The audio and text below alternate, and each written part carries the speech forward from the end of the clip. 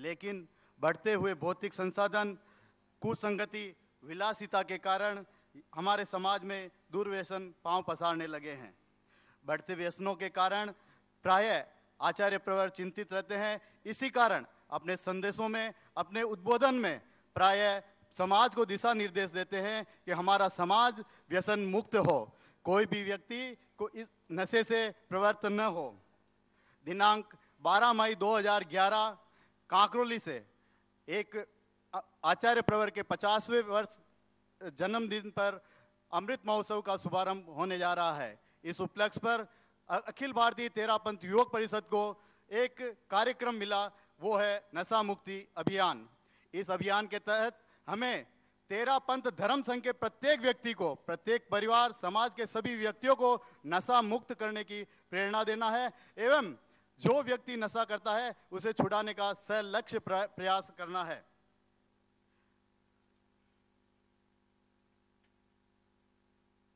इसके माध्यम से हमें समाज में प्रत्येक व्यक्ति, प्रत्येक परिवार से संपर्क कर जिस किसी व्यक्ति, महिला या बच्चे में व्यसन हो उसे छुड़ाने का प्रयास करें। अगर वह स्वैच्छिक छोड़े बहुत अच्छा है, और नहीं छोड़े तो हम समाज के व्यक्ति या हमारी परिषदों के व्यक्ति इस ओर जाकर उनसे पर्सनली मिलकर उनसे छुड़ाने का प्रयास करें। फिर भी अगर वो नहीं छोड़ पाते हैं तो हमारे क्षेत्र में विराजे हुए साधु साधियों से प्रेरणा दें और उनसे छुड़ाने का प्रयास करें। और फिर भी हम इसमें सफल न हो पाएं तो उन्हें गुरुदेव से दर्शनार्थ प्रेरित कर उन्हें छुड़ाने का लक्ष्य प्रयास करें।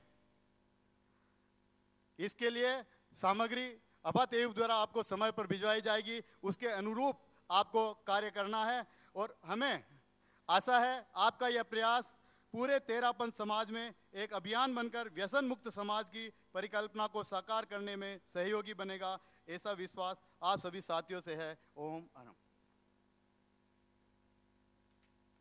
साथियों का बहुत बहुत आभार निर्धारित समय सीमा में अपनी बात कहने के लिए। आचार्य प्रवर श्री महाप्रज्ञ जी की अहिंसा यात्रा के दौरान गांव-गांव में हमने देखा आचार्य प्रवर, युवाचार्य प्रवर ग्रामीणों को इकट्ठा कर विशेष रूप से नशा मुक्ति के लिए उन्हें संकल्प दिलाते थे, उन्हें सौगंध करवाते थे। और आज हम देखते हैं कि कई गांवों में उसका असर हमें देखने को मिला है। हम आशा कर सकते हैं कि इस सभागार में बैठा हुआ कोई भी साथी इस नशा मुक्त होगा, ऐसे ही हम आशा रख सकते हैं। आइए अगले वक्ता के रूप में मैं आमंत्रित कर रहा हूं जैन संस्कार विधि, जो हमारा एक प्रमुख विषय है तेरापंथ योग परिषद का। हम जो विभिन्न संस्कार करते हैं उन्हें जैन संस्कार के द्वारा हम अपना निष्पादन करें, इसके लिए हमें विशेष विधि पूज्यवरों के द्वारा बतलाई गई है। इस पर अपना प्रकाश डालने के लिए जैन संस्कार विधि के राष्ट्रीय संयोजक भाई श्री बजरंग जी सेठिया से मेरा निवेदन, वे आएँ और अपनी बात इस विषय पर रखें। भाई श्री बजरंग जी सेठिया।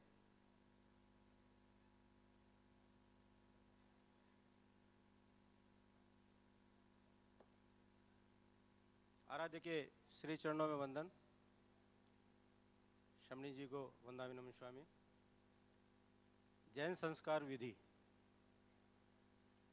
आचार्य श्री तुलसी के द्वारा प्रदत्त ये जैन संस्कार विधि इस रूप में आज हमारे सामने है। आचार्य श्री ने समय रहते ही समाज में किस चीज़ की आवश्यकता भविष्य में पड़ने वाली है ये भांप लिया था, और तेरापंथ द्विशताब्दी वर्ष के अवसर पर नया मोड़ और जैन संस्कार विधि दो अवदान हमें दिए थे। जैन संस्कार विधि के प्रारंभ में श्री भोजराजी संचेती साहब ने इसके प्रचार प्रसार में काफ़ी समय और श्रम लगाया तथा उन्हें समाज में बहुत सी जगह विरोध का भी सामना करना पड़ा था।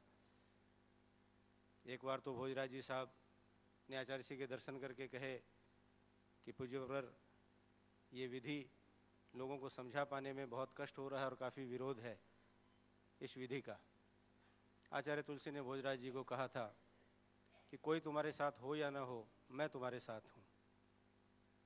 इससे ये समझ में आता है कि पूज्य प्रवर इस विधि को कितना महत्व देते थे। जैन संस्कार विधि में वो सारी चीज़ें हैं जो कि हमें अपने जीवन में हर दिन आवश्यकता पड़ती है। नामकरण संस्कार से लेकर के विवाह संस्कार और अंतिम संस्कार, एक मनुष्य के जीवन में ये चक्र आता है। ये सारी विधियां हमारे जैन संस्कार विधि के द्वारा संपन्न कराई जा सकती हैं।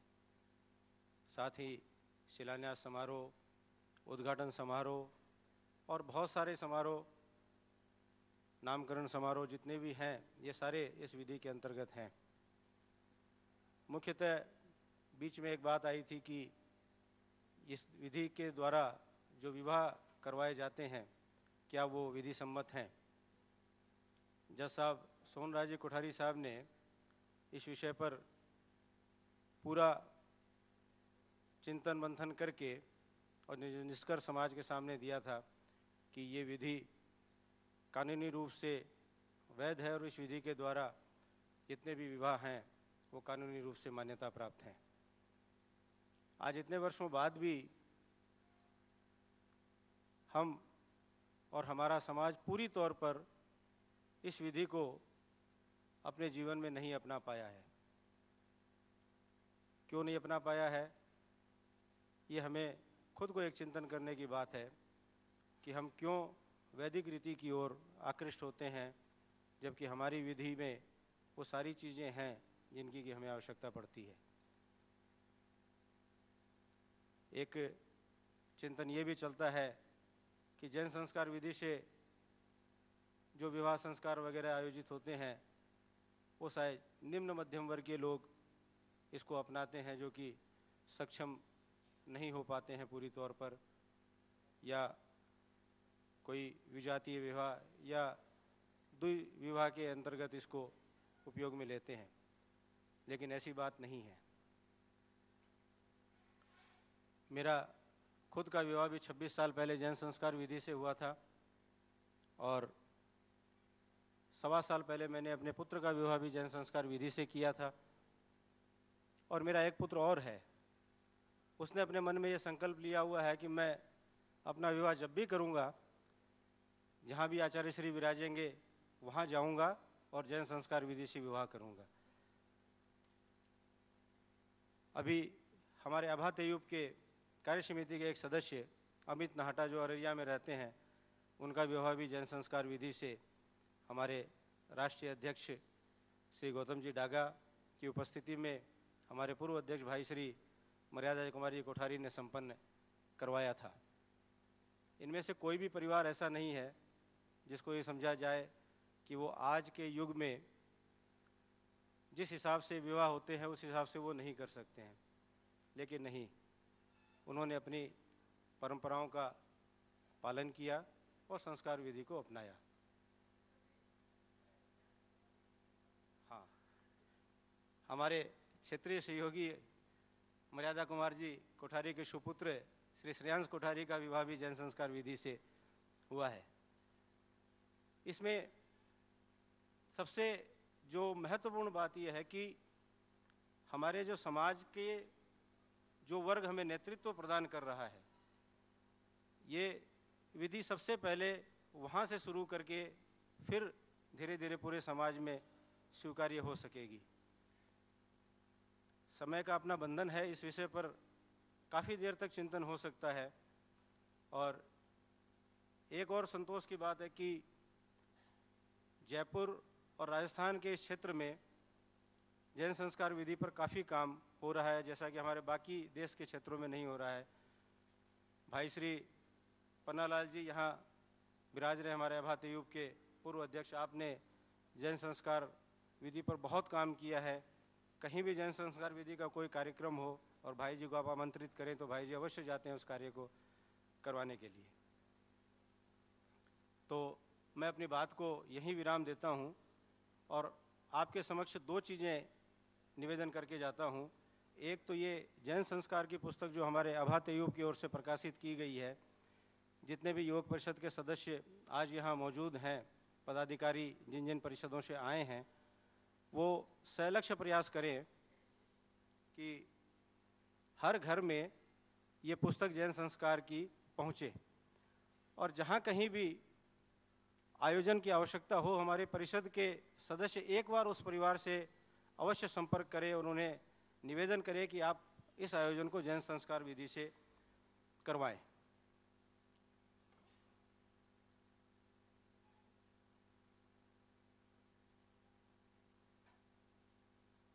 ये एक स्लिप आई है मेरे पास अभी। जैन संस्कार विधि से इडवा में श्री सज्जन राज जी सुराणा की सुपुत्री का विवाह हुआ है। भूमि पूजन गौशाला इडवा में अपने विमल जी कोटेजा जो संस्कारक हैं उन्होंने करवाया है। कुछ दिनों पहले जैन विश्व भारती में एक आयोजन हुआ था, उसमें कुछ वैदिक रीति से कार्यक्रम हुए थे। इसकी समाज में अच्छी दृष्टि से नहीं चिंतन में ली गई थी ये बात, तो सुधार आया है। आचार्य श्री महाप्रज्ञ जी का जो अभी समाधि स्थल का जो शिलान्यास समारोह हुआ था, उसमें हमारे अभाते युग के संस्कारों के द्वारा जैन संस्कार विधि से वहाँ सारे कार्यक्रम संपन्न कराए गए थे। ऐसी बात नहीं है कि समाज में जागृति और जागरूकता नहीं आ रही है। आशा है कि आप इन बातों को गंभीरता से समझेंगे और अधिक से अधिक अपने जीवन में, अपने क्षेत्र में इस बातों का प्रचार प्रसार करेंगे। ओम हर।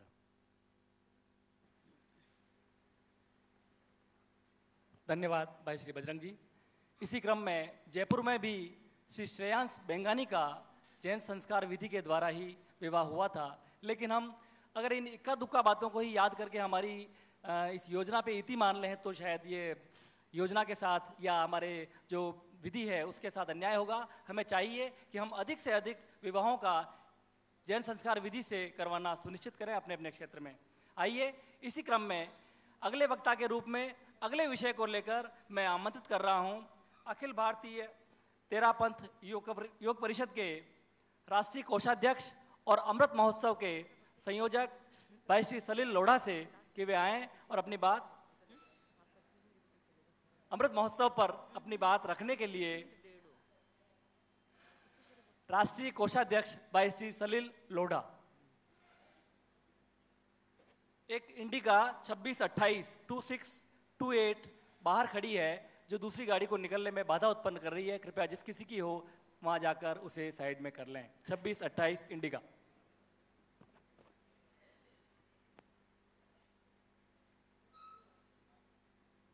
परिपूर्ण जिनके नाम से सफल होए सब काम, प्रथम उन्हें मां श्रमण को श्रद्धा शक्ति प्रणाम। श्रमणी द्वय को वंदामि नमक स्वामी।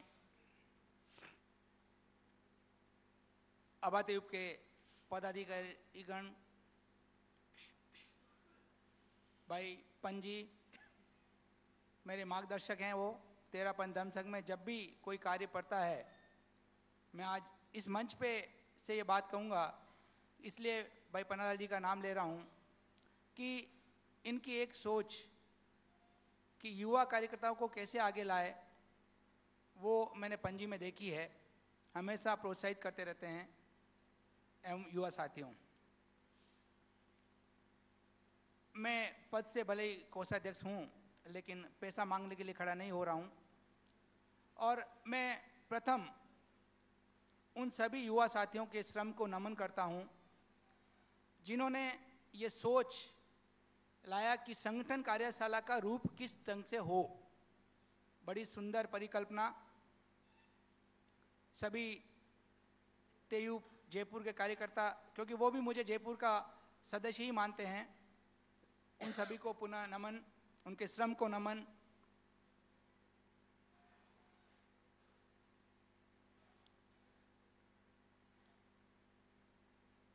हम सभी भाग्यशाली हैं कि हमको जैन धर्म मिला है और उसमें भिक्षु शासन और उत्तरावर्ती तेरापंथ के यशस्वी आचार्यों का संरक्षण होते वर्तमान में 11वें अधिष्ठाता आचार्य मां श्रमण का नेतृत्व मिला है, युवा मनीषी हैं, युवा तपस्वी हैं, ऐसे आचार्यवर जिनको गढ़ा है, दो आचार्यों ने, आचार्य तुलसी महाप्रज्ञ की कृति आज पूरे देश भर में तेरापंथ धर्म संघ का नाम ऊंचा कर रही है। जैन धर्म का पर्याय बन चुका है तेरापंथ धर्म संघ। ऐसे विरले महापुरुष का जब 50वां अमृत महोत्सव मनाया जाए तो सबसे बड़ा दायित्व सभी युवाओं का आता है कि हम उसको किस रूप में मनाएं, हमारे आचार्य हमारे गुरु को क्या भेंट दें, क्योंकि हम हमारे गुरुओं से लेते ही हैं, हम उनको कभी कुछ भेंट दे नहीं सकते हैं, लेकिन एक स्वर्णिम अवसर है कि हम कुछ हमारे गुरु को कुछ भेंट करें। 12 मई 1962 को माँ नेमा की कुशी से जन्मा सरदार सर में वो छोटा बालक 5 मई 1974 को दीक्षित हुए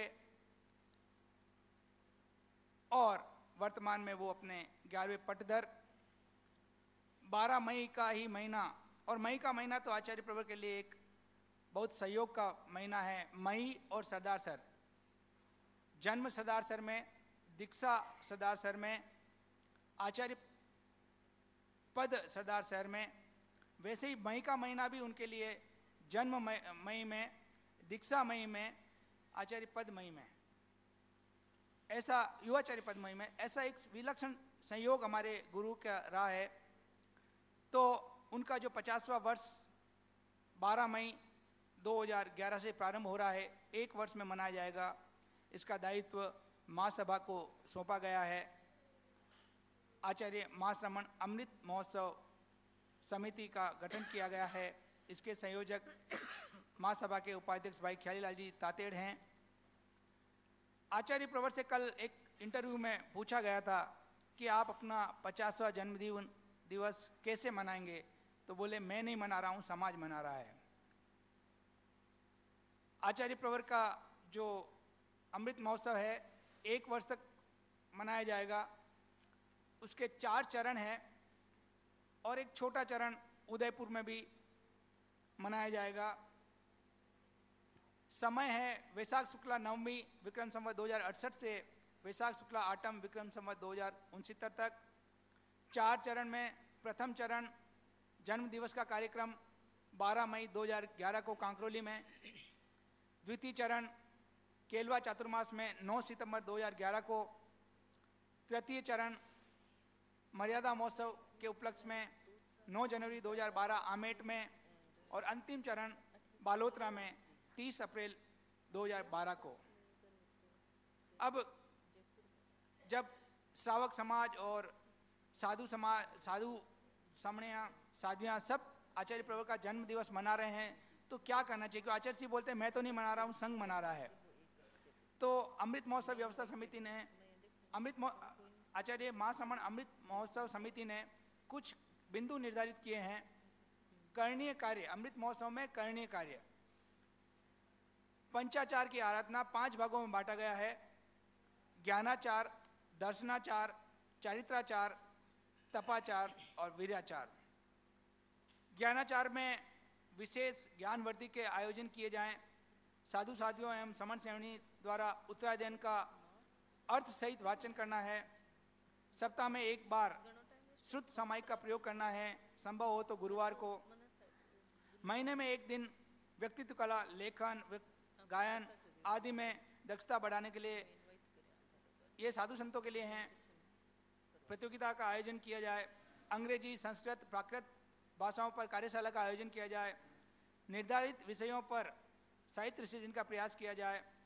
आचार्य महाश्रमण द्वारा रचित साहित्य का विधिवत प्रकाशन एवं प्रसार, ये दायित्व हम सब पर आता है। विश्वविद्यालयों में जैन दर्शन पर व्याख्यान, श्रावक समाज द्वारा श्रावक संबोध का कंठस्थ एवं वाचन, ये महत्वपूर्ण है। सभी को ध्यान देना है कि श्रावक संबोध 1 साल में याद करना है। दर्शनाचार में ये दायित्व महासभा को सौंपा गया है। पहला काम उसमें है तेरापंथी परिवारों की सार संभाल का अभियान शुरू करना। उसमें मुख्यतः आस्था का दृष्टिकोण लेना है कि परिवारों में संघ और संघपति के प्रति कितनी आस्था है, और दूसरा है उनका आर्थिक सुदृढ़ीकरण। दर्शनाचार में दूसरा है दर्शनाचार से संबंधित आचार्य प्रवर का विशेष प्रवचन माला का आयोजन करना। तीसरा है चरित्राचार। इसके सभी बिंदु अखिल भारतीय तेरापंथी युग परिषद को सौंपे गए हैं। उसमें पहला है अधिकाधिक व्यक्तियों को 12 व्रती सावक बनाने का प्रयास करना। भाई प्रदीप जी बोथरा ने इसके बारे में पूरा विस्तृत विवेचन किया था। और दूसरा है नशा मुक्ति की प्रेरणा विशेष समाज में। भाई निर्मल गुकरी ने भी एक बात कही थी कि हमारा समाज क्या था और क्या है। तपाचार में पुनः ये कार्य महिला मंडल को सौंपा गया है। तप पचरंगी का विधिवत प्रयोग और जप और नमस्कार महामंत्र का प्रयोग। वीर्याचार में ज्ञान दर्शन चरित्र और तप में सलग शक्ति का नियोजन एवं दूसरा है सेवा एवं कला के क्षेत्र में विशेष पुरुषार्थ। ये कुछ निर्धारित बिंदु हैं। एक साल में करनी कार्य हैं। हम सब युवाओं का भी दायित्व होता है कि जब हमारे आचार्य युवा हैं, उनकी सोच युवा है, तो हम भी उनकी बताई हुई राह पर चलकर उनको उनके 50वें जन्म दिवस पर कुछ भेंट देने का प्रयास करें। अंत में उस अमृत महोत्सव का आयोजन, चूँकि मैं भी मेवाड़ से हूँ, 3 चरण मेवाड़ में हैं, कांकरोली, आमेट, केलवा, एवं केलवा का चतुर्मास और 2012 का आमेट मर्यादा महोत्सव में आप सभी से मैं सभी कार्यक्रमों में सहभागिता के लिए आमंत्रण देता हूं। पधारें, हमें आपके आतिथ्य का मौका दिलाएं और संघ और संघपति के प्रति आस्था रखते हुए उनके जो कार्य हैं, जो आयोजन हैं, उनके सफल आयोजन में सहभागी बने। ओम अरम। पधारो हमारे देश। अपनी बात कहने के साथ साथ अपने क्षेत्र में आप सभी को आमंत्रित किया भाई श्री सलील लोढ़ा ने। भोजनावकाश के बाद ये जो सेशन होता है, ये शायद सबसे कठिन सेशन होता है हमारे साथियों के लिए, कार्यकर्ताओं के लिए। कुछ सुस्ती सी छाने लगती है, लेकिन आइए आपकी सुस्ती उड़ाने के लिए अब मैं आपके बीच आमंत्रित कर रहा हूँ एक प्रखर और ओजस्वी वक्ता को, अखिल भारतीय तेरापंथ योग परिषद के वरिष्ठ उपाध्यक्ष भाई श्री संजय जी खटेड़ को मैं बुलाऊं और उनसे निवेदन करूं कि इस विषय के सागर को अपनी कला से गागर में समेटकर अपनी बात कहने का प्रयास करें। आइए भाई श्री संजय जी खटेड़।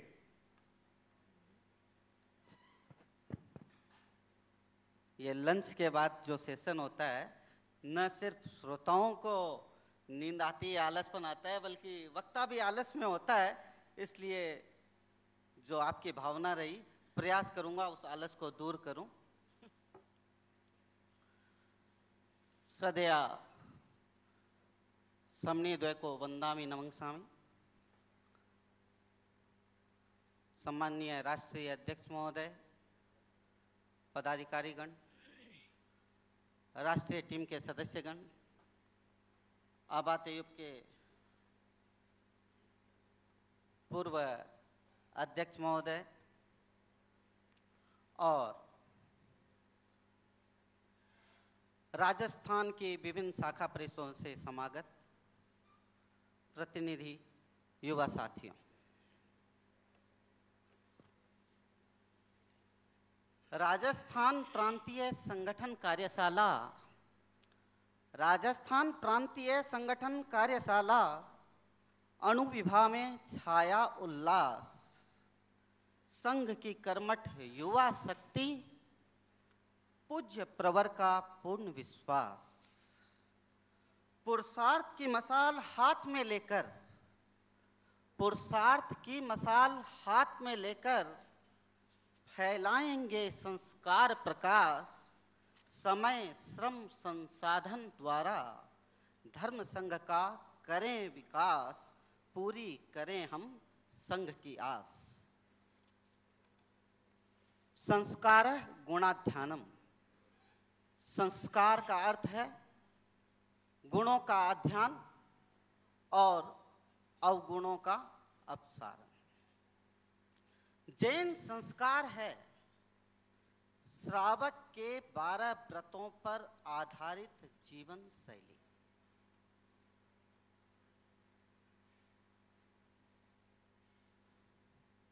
सभी जीते हैं, जीना कोई बड़ी बात नहीं, बड़ी बात है कलात्मक जीवन। जो कलात्मक ढंग से अपना जीवन जीता है उसी का जीवन सार्थक होता है। हम सौभाग्यशाली हैं, हमने जैन धर्म तेरापंथ में जन्म लिया और विरासत में मिले हमें ऐसे संस्कार जिससे हमारी विशिष्ट पहचान बनी और संभव हुआ हमारी जीवन शैली में परिष्कार। पूज्य प्रवर की महती कृपा से अखिल भारतीय तेरापंथ युवक परिषद आप सभी साथियों के सहयोग से सेवा, संस्कार और संगठन के त्रिआयामी उद्देश्यों की प्राप्ति में सतत गतिशील है। संस्कार निर्माण की दिशा में परिषद द्वारा अनेक महत्वपूर्ण कार्य किए जा रहे हैं। जीवन निर्माण निर्भर करता है व्यक्ति पर, व्यक्तित्व के निर्माण पर और संस्कारों के निर्माण पर। हमारा जीवन कैसा हो, इसके लिए सबसे पहले आवश्यक है हम जीवन निर्माण का लक्ष्य बनाएं। लक्ष्य बनाने के बाद उसको प्राप्त करने की जो प्रक्रिया है उसका बोध होना चाहिए और उसके बाद उस प्रक्रिया के प्रति आस्था भाव और आस्था भाव के साथ लक्ष्य प्राप्ति की दिशा में सक्रियता और समर्पण।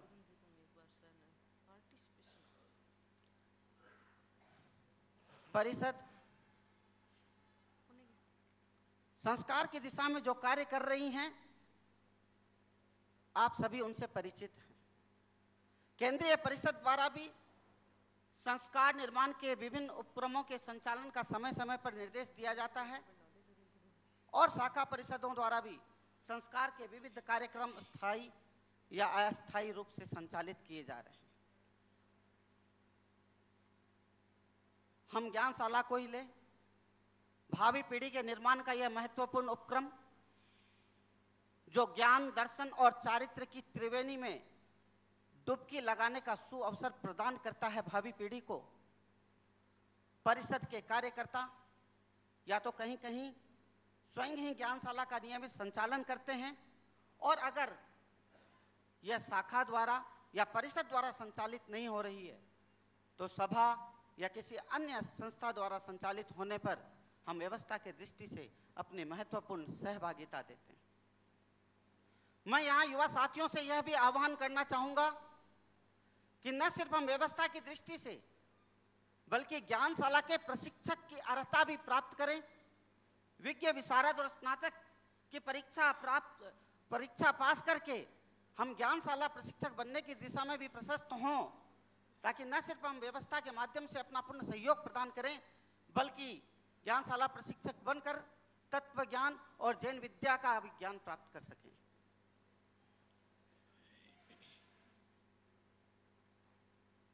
संस्कृति की करें सुरक्षा, संस्कृति की करें सुरक्षा, निज धर्म का गौरवभान, सद संस्कारों के सिंचन से भावी पीढ़ी का निर्माण। भावी पीढ़ी के निर्माण की दिशा में ही ज्ञानशाला संचालन में सहभागिता के साथ साथ प्रत्येक आषाढ़ी पूर्णिमा को मंत्र दीक्षा का कार्यक्रम, नमस्कार महामंत्र के प्रति बच्चों में आस्था के भाव का जागरण, नैतिक संस्कारों की प्रारंभिक शिक्षा, हमारा यह प्रयास हो कि यह मंत्र दीक्षा का कार्यक्रम सिर्फ औपचारिकता ना बने, बल्कि जिन बच्चों को हम मंत्र दीक्षा कार्यक्रम में दीक्षित करवाते हैं, संस्कारित करवाते हैं, उन्हें समय समय पर प्रेरणा और प्रोत्साहन प्रदान करवाते हैं। किशोर मंडल के माध्यम से हम भावी पीढ़ी के व्यक्तित्व निर्माण का कार्य कर रहे हैं। जिन शाखा परिषदों में अगर अभी किशोर मंडल सक्रिय रूप से संचालित नहीं हो रही है, मेरा उनसे विनम्र अनुरोध कि अपने किशोरों को जागृत करें, संगठित करें, क्योंकि ये तेरापंथ युवक परिषद के भावी सदस्य हैं, संघ की भावी तस्वीर हैं, संघ की भावी तकदीर हैं। पूज्य प्रवर हमेशा फरमाते हैं कि हमारे कार्यकर्ता श्रावक कार्यकर्ता बने। हम उपासक बनकर संघ की सेवा दे सकते हैं। जैसा कि अभी 12 व्रत के संदर्भ में भाई प्रदीप जी ने पूरी जानकारी दी, हम श्रावक के 12 व्रतों का धारण कर 12 व्रती श्रावक के बनने की दिशा में प्रशस्त हो, इससे अच्छी कोई बात नहीं हो सकती। लेकिन अगर कोई 12 व्रतों का पूर्ण रूप से धारण करने में सक्षम नहीं है, तो कुछ तो व्रत जो निश्चित रूप से हमारे संकल्प को दृढ़ करने वाले हो, हमें धारण करने का आज ही संकल्प करना चाहिए कि हाँ, अगर इस व्रत में एक बार कठिनाई है, मैं प्रयास करूंगा, लेकिन इन व्रतों को धारण कर सकता हूं। यह संकल्प आज ही आप अपने साथ लेकर जाएं। नशा मुक्ति अभियान के विषय में निर्मल जी ने बताया, तेरापंथ युवक परिषद का अगर कोई सदस्य है और वह व्यसन करता है, यह संभव नहीं हो सकता। साथियों, विगत कई वर्षों से अखिल भारतीय तेरापंथ युवक परिषद द्वारा एक नारा भी दिया गया कि व्यसन मुक्त या पद मुक्त। अगर तेरापंथ युवक परिषद का कोई कार्यकर्ता जा रहा हो, तो दूर से ही लोग देखकर उसे पहचान ले कि यह युवक कौन है, यह तेरापंथ युवक परिषद का सदस्य है। अगर आपको इन दो चीजों में से एक को चुनना हो, या तो व्यसन जिसकी आदत से छुटकारा मुश्किल लग रहा हो, या धर्म संघ के और विरासत में मिले संस्कार, तो मैं समझता हूं हमारे संघ की युवा शक्ति इतनी विवेकशील है, वह निश्चित रूप से ही धर्म संघ से मिले संस्कारों को चुनेगी, अपनाएगी और व्यसन को दूर भगाएगी। यहां भी बैठे मैं युवा साथियों से अनुरोध करता हूं, अगर किसी के भी कोई भी व्यसन है, तो आप दृढ़ संकल्प लें। दृढ़ संकल्प से ही व्यसन मुक्ति भी संभव है। आहार शुद्धि निश्चित रूप से हम जैनी हैं और हमारा आहार शुद्ध होना ही चाहिए। परिषदों द्वारा अपने अपने क्षेत्र में मासिक सामायिक गोष्ठी, धम्म जागरणा का आयोजन कर आध्यात्मिक चेतना का संचार किया जा सकता है। युवकों में आध्यात्मिक जागृति लाई जा सकती है। अगर कहीं परिषदों में समय समय पर इनका आयोजन नहीं होता है, तो वो क्रम बना लें कि प्रत्येक महीने कम से कम एक बार निश्चित रूप से वो संस्कार के इन कार्यक्रमों के साथ, चाहे सामायिक हो, धम्म जागरणा हो, इनके साथ आपस में बैठक करेंगे।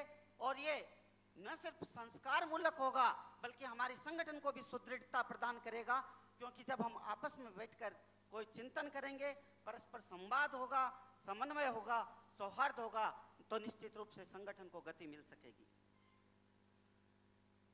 जैन संस्कार, गुरुदेव तुलसी ने कहा कि सहज सुघड़ व्यवहार हो, सहज सुघड़ व्यवहार हो और उदार विचार आवश्यक, इसके लिए लें शुभ संस्कार।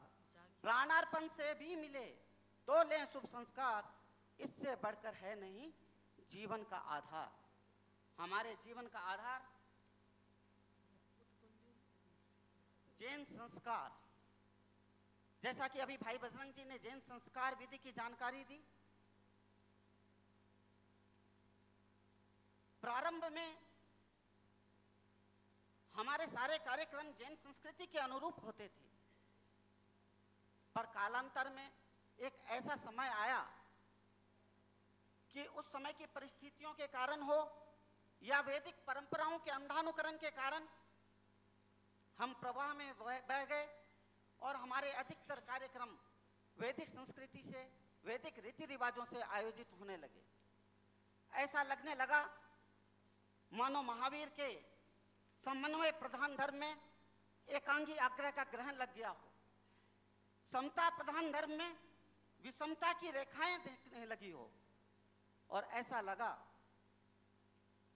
कि जैनत्व और जैन संस्कृति ऐसे लुप्त हो गए मानो भ्रांतियों के बादल में सत्य का सूरज छिप गया हो। ऐसे में ही गुरुदेव तुलसी ने सांस्कृतिक क्रांति का बिगुल बजाया और आह्वान किया कि हमारे जो भी कार्यक्रम हो, संस्कार हो, वो जैन संस्कार विधि से आयोजित हो।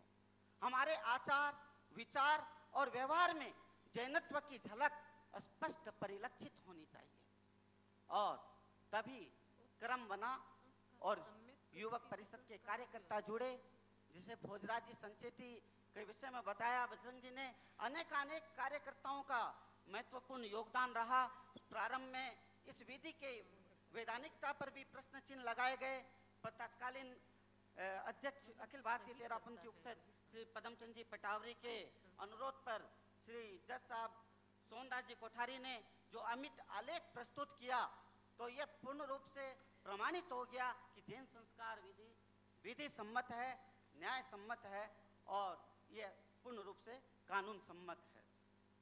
जयपुर में ही हम कार्यकर्ताओं का नाम लें, आदरणीय श्री पन्नालाल जी भाटिया, जो अब हमारे बीच नहीं रहे, उन्होंने भी जैन संस्कार विधि के प्रचार प्रसार में अपना महत्वपूर्ण योगदान दिया। उन्होंने युवा दृष्टि के माध्यम से भी संस्कार निर्माण के कार्यक्रम में परिषद में अपनी महत्वपूर्ण सहभागिता दी।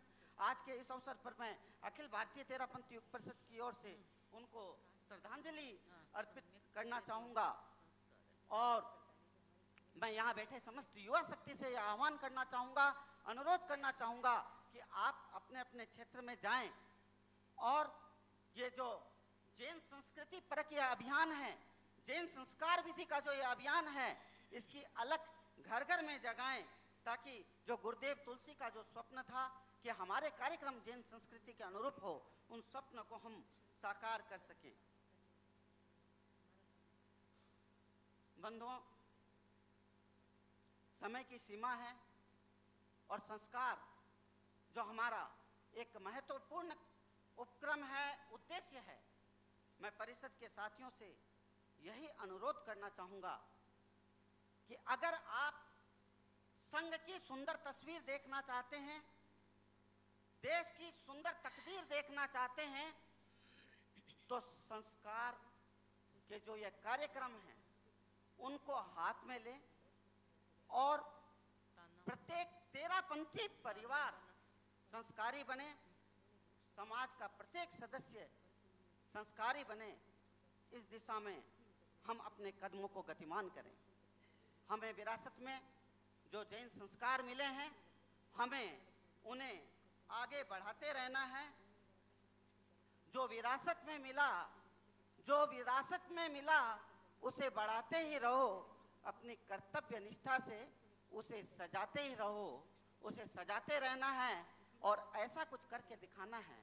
अपने दृष्टिकोण को इतना विधेयक करके आगे बढ़ना है। विधायक दृष्टिकोण के माध्यम से हमें जो ये कार्यक्रम संपादित करने हैं कि लोग कहें कि देखो तेयुब कैसी, तो राजस्थान की इन शाखाओं जैसी। तो इसके लिए हमें कदमों को आगे बढ़ाना होगा, अपना नजरिया बदलना होगा। तुम्हारे कदमों में करामात होगी, तुम्हारे कदमों में करामात होगी, तो हर फरिश्ते से मुलाकात होगी। बदल डालो अपना नजरिया, तो हर जुआ पर तुम्हारी बात होगी। तो हमें भी कुछ ऐसा ही करना हो कि हर जुआ पर हमारी बात हो। इसी भावना के साथ ओम अरहम। अभी बालोत्रा तेयुब के कार्यकर्ताओं ने भी जो स्लिप दी कि बालोत्रा तेयुब द्वारा 250 श्रावक श्राविकाओं को श्रावक के 12 व्रत का संकल्प करवाया गया। मैं उन्हें बहुत बहुत साधुवाद देना चाहूँगा और मैं चाहूँगा कि यहाँ उपस्थित प्रत्येक शाखा का सदस्य अपने क्षेत्र में जाकर यही प्रयास करें। धन्यवाद। धन्यवाद भाई श्री संजय जी। इसी क्रम में कल दिनांक 12 मार्च को तेयुब भीलवाड़ा ने श्री पंकज जी भंडारी के नव प्रतिष्ठान का शुभारंभ भी जैन विधि संस्कार विधि से किया है, उन्हें भी बधाई, धन्यवाद। मैं बहुत बहुत आभार व्यक्त करता हूं। निश्चित रूप से किसी वक्ता को और ख़ास तौर से विषय के जानकार वक्ता को समय सीमा में बांधना अत्यंत मुश्किल है, लेकिन हमारी अपनी सीमाएं हैं। मैं अब हमारे बीच अत्यंत हर्ष की बात है कि हमारे निवेदन पर, हमारे छोटे से आग्रह पर इस सत्र को अपना सानिध्य देने पधारी हैं श्रमणी प्रतिभा प्रज्ञा जी। आप लंदन यूनिवर्सिटी से पोस्ट ग्रेजुएट हैं और लगभग 22 वर्षों से आप दीक्षित हैं, और वर्तमान में विदेश में इतने साल बिताने के बाद भी आप वर्तमान में टमकोर के रिमोट और ग्रामीण इलाके में एक बहुत बड़े एजुकेशनल प्रतिष्ठान महाप्रज्ञा इंटरनेशनल स्कूल की डायरेक्टर के रूप में उसे अपनी सेवाएं देकर उसे बहुत बड़े रूप में स्थापित कर रही हैं। न केवल इतना, बल्कि अल्सीसर क्षेत्र में लगभग 100 अहिंसा प्रशिक्षण शिविर आपके देखरेख में, आपके सानिध्य में चल रहे हैं, और संस्कार के क्षेत्र में आपने विशेष कार्य अपनी इस समणी यात्रा के दौरान किए हैं। हम आपका तेरापंथ योग परिषद जयपुर की ओर से, अखिल भारतीय तेरापंथ योग परिषद की ओर से हार्दिक अभिनंदन और स्वागत इस सत्र में करते हैं, और आप सब की ओर से हमारा विनम्र अनुरोध कि आप अपने प्रेजेंटेशन के माध्यम से, अपनी बात के माध्यम से पूज्यवरों की बात, अपनी बात हम तक पहुंचाने का कष्ट करें। श्रमणी श्री प्रतिभा प्रज्ञा जी।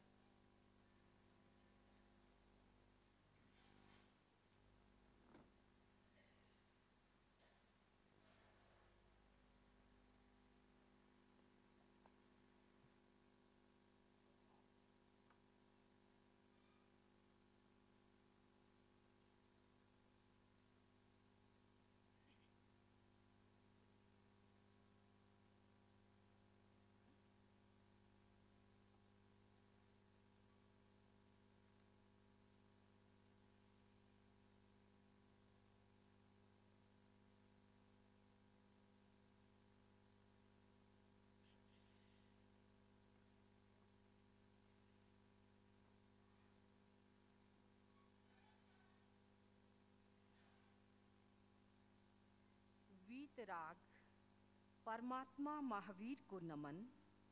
अनंत शक्ति के स्रोत पूज्य गुरु चरणों में नमन। अंतः विराजित पूज्य मुनिश्री समणी जी, समुपस्थित अखिल भारतीय युवा परिषद के अध्यक्ष महोदय, कार्यकारिणी और राजस्थान प्रांतीय विभिन्न ग्रामों, नगरों और कस्बों से समागत प्रतिनिधि वृंद, आज जयपुर में मुझे ऐसा लग रहा है कि राजधानी के अनुकूल एक कार्यक्रम हो रहा है।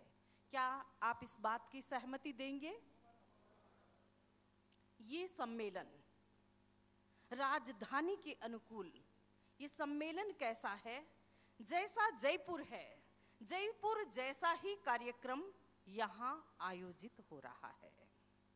और आज के इस सत्र में मुझे जो विषय प्राप्त हुआ है वो है संस्कारों का निर्माण कैसे करें। कुछ भी बनाना बहुत कठिन होता है, निर्माण सचमुच कठिन होता है। और निर्माण के लिए, और वो भी आप देखिए, मकान निर्माण, आपका घर बनता है, ऑफिस बनता है, आप ही नहीं आपके घर वाले, बच्चे सभी परेशान हो जाते हैं, अभी तो घर बन रहा है। तो आप देखिए निर्माण कितना कठिन होता है। लेकिन ये सूक्ष्म जगत की घटना है, संस्कारों का निर्माण।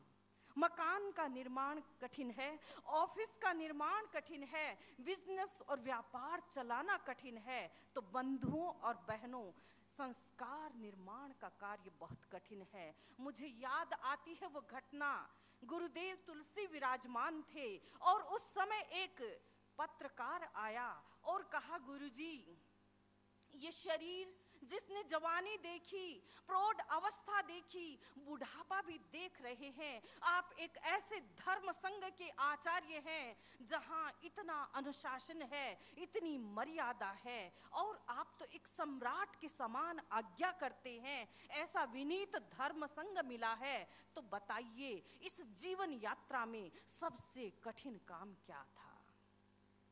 बंधुओं, मेरी बात को ध्यान से सुनिएगा। आचार्य तुलसी ने क्या जवाब दिया? आचार्य तुलसी ने जो जवाब दिया वो बिल्कुल रिमार्केबल है, और उन्होंने कहा, व्यक्तित्व निर्माण का काम सबसे कठिन है, इंसान को बदलने का काम सबसे कठिन है। देखिए, एक महापुरुष वो बात कहते हैं, और आप और हम की तो बिसात भी क्या है। तो ये संस्कार निर्माण जो शुरू होता है कहाँ से? थॉट, कॉन्डक्ट एंड बिहेवियर, इन तीनों की समन्विति जब हमारी एक विचार सरणी चलती है, जब भीतर से आवाज आती है, मुझे बदलना है, मुझे यहीं नहीं रहना है, मैं बदल सकता हूं, बदल के दिखा सकता हूं। इतिहास पत्थर नहीं, इंसान बनाते हैं। और जब हम ये सोच लेते हैं, खम ठोक ठेलता है जब नर, पर्वत के जाते पांव उखड़, मानव जब जोर लगाता है, पत्थर पानी बन जाता है, पत्थर पानी बन जाता है। पत्थर को पानी बनाएं कोई बात नहीं, लेकिन जब हम अपनी पुरानी आदतों को बहा देते हैं, नए संस्कारों का इनकलकेशन कर लेते हैं, वो समय हमारी जिंदगी की सफलता का सबसे बड़ा राज होता है। तो संस्कार निर्माण में, और मैं कोट करूंगी आचार्य तुलसी को, क्योंकि हमारे इस साल का पूरा करणीय कार्य है श्रावक संबोध। उन्होंने लिखा है, संस्कारों की संपदा है उत्कृष्ट अमूल्य, धन वैभव संसार का रखता है क्या मूल्य। आप देखिए, ये संस्कारों की संपदा। और मैं आपसे शेयर करना चाहूंगी एक जैन जगत की महत्वपूर्ण घटना। और उस समय गुजरात का समय, नेहरू का प्रधानमंत्रित्व, और उस समय की बात है, सर हुक्मी चंद जैन पूरे जैन समाज में अपना वर्चस्व लिखते थे, अपना वर्चस्व रखते थे। उनके घर एक शादी थी, और शादी की कुमकुम पत्री आई 2000, 5000, 10,000, 20,000 रुपए की नहीं, जैसा कि आजकल लोग बनाते हैं। कुमकुम पत्री आई बड़ी सीधी सादी, लेकिन उसकी एक विशेषता थी, रेड इंक से नीचे लिखा गया था, जैन परिवार की शादी है और रात्रि भोजन वर्जित है। क्या आप इतने लोग बैठे हैं, कोई भी अपना हाथ खड़ा करके कह सकता है कि जैन परिवार की शादी है, जैन परिवार का जीवनवार है और रात्रि भोजन वर्जित है? आप कोई तो हिम्मत कीजिए। क्या है कोई ऐसा? अध्यक्ष, मंत्री, कोर ऑफ द कार्यकारिणी और सभाओं के अध्यक्ष, मंत्री, इतने लोग बैठे हैं। क्या मेरी इस बात का पॉजिटिव जवाब देने वाले आप में से कोई है? No answer. क्या कोई ऐसा जज्बा रखता है कि हाँ, मेरे बेटे की शादी होगी, मैं अप्लाई करूंगा?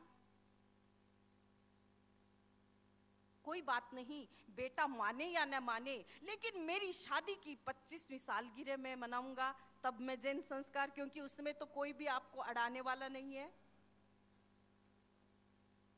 1, 2, 3, 4, 5, 6, 7, 8, अभी तो कमी है। अरे आपकी शादी की सालगिरह है, बेटे की शादी नहीं है, बेटी की शादी नहीं है कि संबंधी रुक जाए, वो अड़ जाए, ये अड़ जाए, कोई नहीं अड़ने वाला है। मियाँ बीवी राजी तो क्या करेगा? तो अब the bell tolls for you, आप सभी हैं, आपकी शादी की सालगिरह। इसलिए मैंने सोचा कि दूसरों की बात छोड़ दो, बच्चे कभी आपकी माने या न माने, लेकिन आपकी बीवी और आप तो मान सकते हैं। तो ये एक विचार है आपके लिए। मैं किसी को बांधती नहीं हूँ, क्योंकि बांधने से कुछ होता भी नहीं है। मैं ये बहुत अच्छी तरह से मानती हूँ कि चेंज विद इन हार्ट, अंदर से जब बदलाव आएगा तो आप हो सकता है दोपहर में ही 25वीं सालगिरह मनाएंगे। तो ये संस्कारों की संपदा, तो सर हुक्मी चंद जी जैन के यहाँ शादी, कुमकुम पत्री आई और पंडित नेहरू उस शादी में तशरीफ लाए। पंडित नेहरू पहुंचे और पंडित नेहरू को एक आदत थी रात को दूध पीने की। दूध पिए बगैर नहीं सोते थे, तो रात को उन्होंने कहा मुझे थोड़ा दूध चाहिए। सर हुक्मी चंद जी आए और उन्होंने कहा कि ये जैन परिवार है, हमारा तो चौका चूल्हा विवाह सारे काम दिन दिन से संपन्न हो गए, रात को हमारे यहाँ कुछ भी नहीं होता। लेकिन हमारा सौभाग्य है प्रधानमंत्री हमारे घर उपस्थित है इस शादी में, तो आपको हमारा एक व्यक्ति लेकर जाएगा, एक रेस्टोरेंट में आप दूध पी करके पुनः पधारें। और उस समय पंडित नेहरू का जवाब था, आप सब चौंकिए नहीं। नेहरू जी ने कहा कोई बात नहीं, आज एक दिन के लिए हम भी जैन बन जाते हैं। कॉटिंग फ्रॉम नेहरू की जो जीवनी है उससे मैं कॉट कर रही हूँ। तो आप देखिए, हम बहुत बार घबराते हैं कि मेरी बड़ी पार्टी आई है, शराब की पार्टी नहीं होगी तो पता नहीं क्या इंप्रेशन आएगा, मुझे ऑर्डर मिलेगा या नहीं मिलेगा। लेकिन बंधुओं, मैं कहना चाहूंगी मेरे साधर्मिक युवा पीढ़ी को कि जब आपके भीतर इतना गहरा विश्वास और इत्मीनान होता है तो उस समय पार्टी को ऑर्डर देकर ही जाना होगा। चाहे आप सॉफ्ट ड्रिंक पिलाइए, कोल्ड ड्रिंक पिलाइए, चाय पिलाइए या दूध पिलाइए, लस्सी पिलाइए या जूस पिलाइए। तो ये हमारे भीतर की आवाज होनी चाहिए। जब ये भीतर से आवाज आती है तो ये संस्कारों की संपदा उत्कृष्ट और अमूल्य बन जाती है। संस्कारों के सोर्सेज क्या हैं? संस्कार कहाँ से आते हैं? 4वीं शताब्दी के महान विद्वान उमा स्वाति ने तत्वार्थ सूत्र में लिखा, निसर्गज और अधिगम। अधिगम और निसर्ग संस्कारों की संपदा है, और निसर्ग यानी नेचुरल है, जो पास्ट बर्थ से हम लाए हैं, पिछले जन्म के संस्कारों को हम लेकर आए हैं। अच्छे कर्म किए थे तो वो पोटली आपके फिक्स डिपॉजिट में आपके साथ आई है। दूसरे हैं एक्वायर्ड, अधिगमज हैं बाय लर्निंग, बाय ट्रेनिंग और by earning. You know we are human being, never stop earning, never stop learning and never stop training. तो जब तक हम इस बात की ध्यान में रहते हैं कि हम जैसे हैं वैसे अच्छे नहीं हैं, हमें भी अपने आप को रिवर्स करना है, हमें भी अपने आप को पॉलिश्ड करना है। कितने ऐसे कार्यकर्ता है, क्या वे भाषण देने के लिए आते हैं, इस स्टेज पर तैयारी करके आते हैं? या आप सोचते हैं हम तो अध्यक्ष हैं, मंत्री हैं, कार्यकारिणी के सदस्य हैं, हमको तो कब से आता है, महाराज के 30 वर्ष से व्याख्यान सुने हैं, हमें क्या कमी है? आपकी क्या थिंकिंग है? क्या आप तैयारी करके आते हैं? फिर मैं गुरुदेव तुलसी को याद करती हूँ। जब हम कॉन्फ्रेंस में जाते, थोड़ा सा बोलने के लिए भी स्टेज पर खड़े होते, और बहुत बार गुरुदेव फरमाया करते थे, यदि शियार की शिकार करने जाना है तो शेर की तैयारी करके जाओ। शियार का शिकार करने जाना है तो शेर की तैयारी करके जाओ। और वैसा ही मैं कहना चाहती हूँ कि बंधुओं, वह समय लद गया है, न हमारी सुनेंगे, न तुम्हारी सुनेंगे, न किसी की सुनेंगे। जमाना इतना बदल गया है। Time is money, money is time, there is equivalent. तो ये एक दिन की कार्यशाला इतनी जीवंत हो, इतनी देने वाली हो, एक एक क्षण उसका इतना भावी प्रभावी और संभावनाओं से भरा हुआ हुआ होना चाहिए। तो हम अपने वक्तृत्व के लिए इस प्रकार की तैयारी करके आए। आप मुझे पूछोगे कि समणी जी आप भी तैयारी करते होंगे क्या? तो मैं करती हूँ, लेकिन मैं करती ही नहीं हूँ, मैं करवाती हूँ। आज मैं अपना जो प्रेजेंटेशन दे रही हूँ, मैं याद करूंगी समणी पुण्य प्रज्ञा जी को। वो आज आने वाली थी, लेकिन मैंने सोचा कि शायद कुछ चेंज था, इसलिए मैं वो नहीं आ पाई। और समणी रोहित प्रज्ञा जी रात को बैठे बैठे मेरा प्रेजेंटेशन तैयार कर रही थी और बाद में कह रही थी you have to concentrate and ponder over it. Really मुझे लगा कि ये एक पीढ़ी है, हमारी आने वाली हर पीढ़ी आपकी बात आपका बच्चा जब भी सुनेगा जब आप फुल्ली प्रिपेयर्ड हैं। देयर इज जनरेशन गैप और उसके लिए हमें तैयार होना पड़ेगा, उनके लेवल पे तैयार होना पड़ेगा। आज आपने ये कॉर्पोरेट जगत की बात उसी ही प्रकार की व्यवस्था क्यों की है कि आपकी युवा पीढ़ी आपके साथ आ सके। कॉन्फ्रेंसेस जो दूसरी होती है ठीक वैसा ही हम कर सकें। तो जब तक हम समय के साथ नहीं चलेंगे, पूरी तैयारी के साथ नहीं चलेंगे, तो हम संस्कार देने के अधिकारी नहीं रह सकेंगे। मैं आपसे फिर एक सवाल पूछना चाहती हूँ। 10वें दशक में क्या आचार्य महाप्रज्ञ जी पुराने पड़ गए थे? आउट ऑफ डेटेड हो गए थे? बोलिए तो सही, क्यों नहीं हुए? क्यों नहीं हुए? आप कहोगे भी बहुत पढ़ा था, पहले से बहुत कुछ लिया था, बहुत कुछ लेके आए थे। वो बहुत कुछ लेके आए थे, पुण्यवान पुरुष थे, लेकिन आपने देखा होगा इस जिंदगी के 9 दशक में उन्होंने जो मेहनत की है, यहाँ बैठा कोई भी व्यक्ति ऐसा नहीं कह सकता कि हम वैसी मेहनत कर सकते हैं। इसलिए वो पुराने नहीं पड़े थे।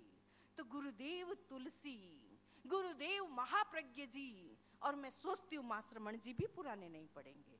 तो बंधुओं, आपको भी यदि पुराना नहीं पढ़ना है तो आपको भी अपने भीतर फर्टाइल लैंड, संस्कारों की फर्टाइल लैंड, पॉसिबिलिटीज का द्वार को ओपन करना है। क्या संभावनाएं हैं, मैं और क्या दे सकता हूं, मैं और क्या तैयारी कर सकता हूं।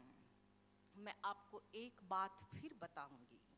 पॉलिटिशियन, स्टेट्समैन और हमारे सांसद, जैन विश्व भारती विश्वविद्यालय के चांसलर स्वर्गीय एलएम संघवी एक बार आदरास्पद डॉक्टर समणी मंगल प्रज्ञा जी, जो पूर्व वाइस चांसलर जैन विश्व भारती की पहली वाइस चांसलर रही समणी जी, उनके साथ मुझे न्यू जर्सी में एलएम संघवी से बात करने का मौका मिला। चांसलर और वाइस चांसलर की बात हो रही थी और मैं एक साक्षी के रूप में, एक गवाह के रूप में वहां सुन रही थी। एलएम संघवी बता रहे थे, प्रातः 3 बजे उठता हूं, 3 से 5 तक स्वाध्याय करता हूं। बोलिए, और उसमें आधा घंटा आने वाले हर पत्र का जवाब हाथ से लिखता हूं और उसके बाद कुछ स्वांतः सुखाए भी कर लेता हूं, अपना लेखन आदि भी। तो आप देखिए, टाइम नहीं है, बिजी बहुत हूं, क्या करूं, व्यापार बहुत बड़ा है, आपसे भी बड़े बड़े व्यापारी और भी होंगे। भगवान महावीर ने आचारांग सूत्र में कहा, नो हीने नो अरित्ते, अपने आप को अतिरिक्त मत मानो, अपने आप को हीन मत मानो, लेकिन अपने आप का सही मूल्यांकन करते हुए अपने आप को फर्टाइल लैंड बनाते रहो। राइट नॉलेज, और राइट नॉलेज होगा तो आपके स्टेप भी राइट दिशा में, राइट संस्कारों के साथ उठेंगे। लेकिन मैं आपसे एक सवाल फिर पूछती हूँ, हमारे पास समय है आपके पास? बोलिए, है। आपके पास पैसा है? तो आवाज धीमी क्यों? यदि धीमे से बोलोगे तो पैसा धीमे से आएगा, और आप पूरे एंथुसियाज्म के साथ बोलोगे तो शायद पैसे आने का रास्ता और ज्यादा खुल जाएगा।